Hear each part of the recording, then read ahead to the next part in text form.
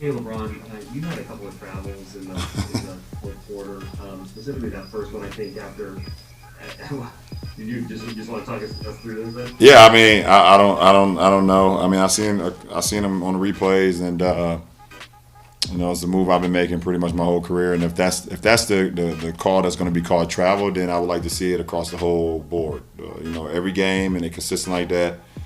I mean, it's so funny because the very next play, Draymond gets into the lane and slides his foot, and it's not called. And the same official who called me for the travel is right there on the play and told me he didn't travel. So that's definitely something that I got to be more leery about. But I have not been called for travels like that in my career.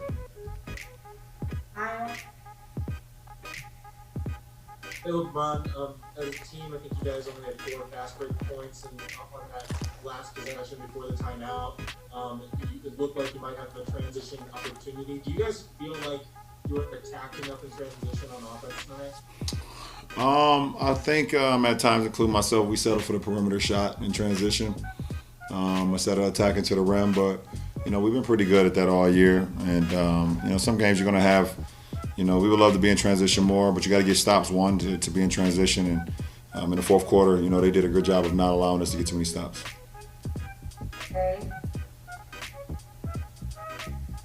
Kyle Kuzma said that it's a 72 game season, and maybe it's going to be hard to keep the urgency up. Is there some human nature complacency going on here that could have been part of the recipe tonight? Nah. Melissa? I'm sorry, Dan? LeBron, you guys probably won't play very many games this season where you and AD combined to score, I think, 36 points or something like that offensively. Why was it so disjointed, even for the two guys offensively? I mean, both of us was just a little bit out of rhythm, and I think we're gonna have games like that this year where we're out of rhythm. The best thing about our team is we had guys that picked us up. Dennis was great. Trez again coming off the bench was great. Kuz, got hot for us a little bit in that third, made some shots for us. So, in times where we both are just a little bit out of rhythm, we have the ability to have our teammates that picked us up and still give us a chance to win, which we had tonight. Last three. Melissa.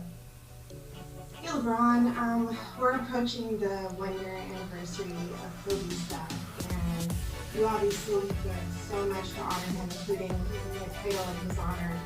I'm curious, when you think back to the events of that day, how do you process the emotions of it and just sort of the emotions of the year that followed after this? Try not to take myself back to that position or that place or that time frame. Obviously, he's looking down on us, along with Gigi, and just proud of what we're trying to do here as an organization.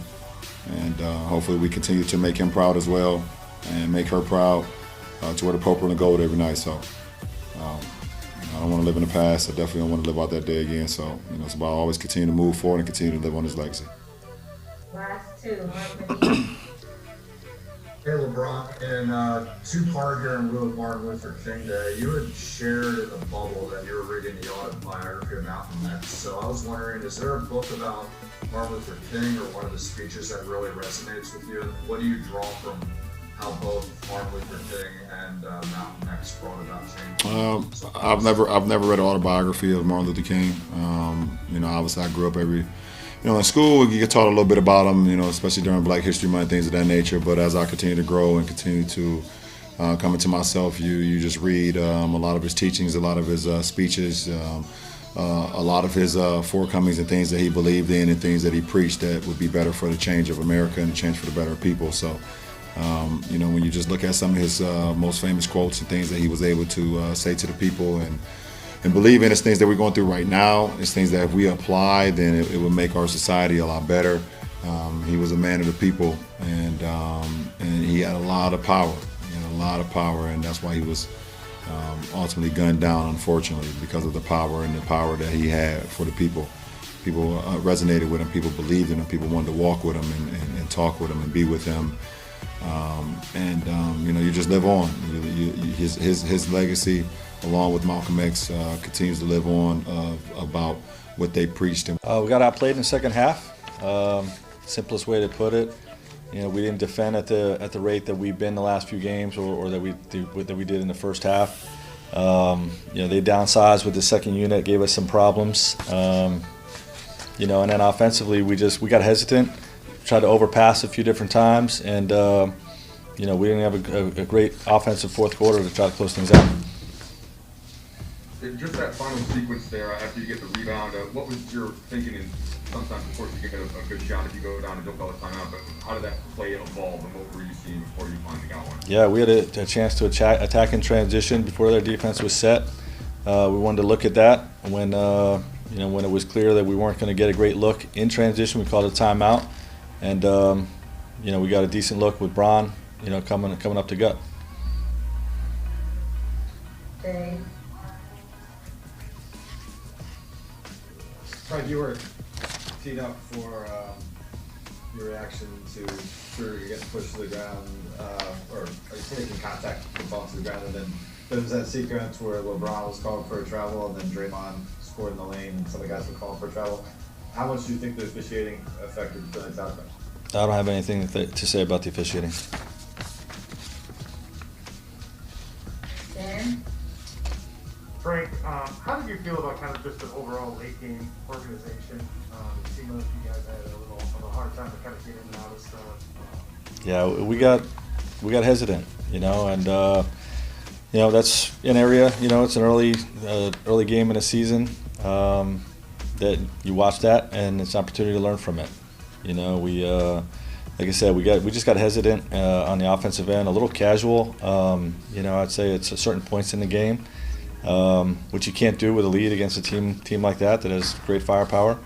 And their pressure was decent.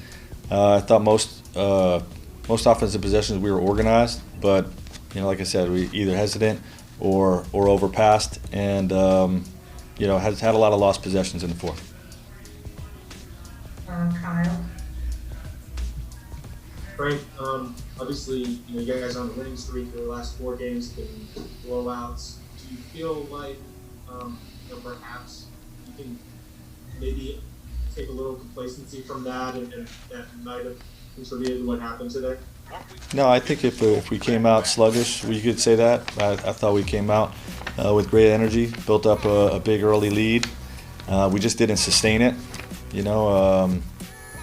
Just one of those lessons that we can learn from. Last 2. Bill. Kyle kind of asked my question, but I guess could you speak a little bit more about the lesson of complacency and taking your foot off the gas, and how can you apply that in a season when you are going to have a target on your back the rest of the way? Well, yeah, it's a 48-minute game. Our guys understand that, and some